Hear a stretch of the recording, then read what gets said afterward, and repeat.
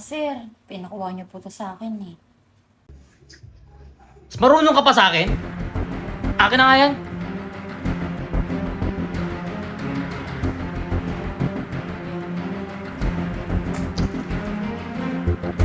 Yan! Para malamigan naman yung utak mo. Umalis ka nga dito. Alis! Ayan. Tatanga naman ng kakampi ko. Isip ko, talo pa ako. Katulong!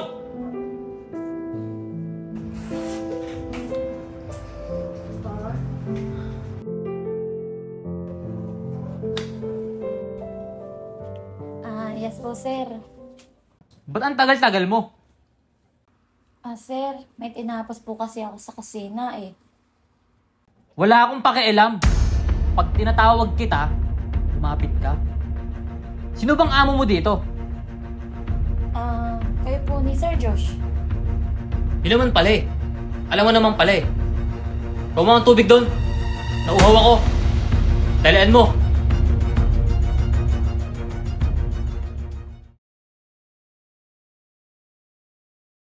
Sir, ito na po tubig niyo. Ibalik mo na sa kusina. Hindi na ako nauhaw. Sir, pinakuha niyo po to sa akin eh. Mas marunong ka pa sa akin? Akin na nga yan.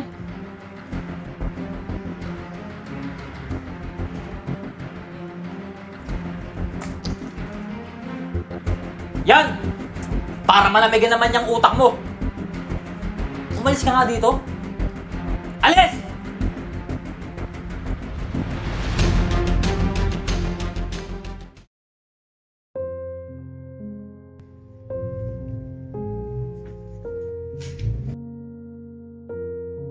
Oy, macho. Ano bang plano mo sa buhay? Ano, wala kang balak magtrabaho? Hindi pwedeng ganyan. Palamunin ka na lang dito habang buhay. Alam mo, magmula nung nawala si mama at si papa, ganyan ka na eh. Saka tignan mo yung tsura mo. Wala ka nang trabaho, puro ka patato. So yung tatanggap sa'yo niyan. Di ka talaga nag-iisip eh, no? Saka ano tong nababalitaan ko, ha? Dinuraan mo daw yung katulong. Anong dinuraan? Naniniwala ka sa lokalokang yan? May side sa utak yun. Sinungaling ka pa talaga? Macho, baka nakakalimutan mo may mga CCTV tayo dito. Gamitin mo yung utak mo. Umulit ka pa ha. Makikita mo, hinahanap mo. Kakaintindihan ba tayo?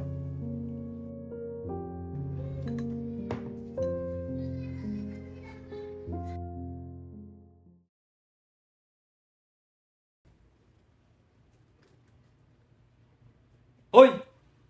Anong ginagawa mo? Sir, natutupi. Nilalako mo yung damit ko?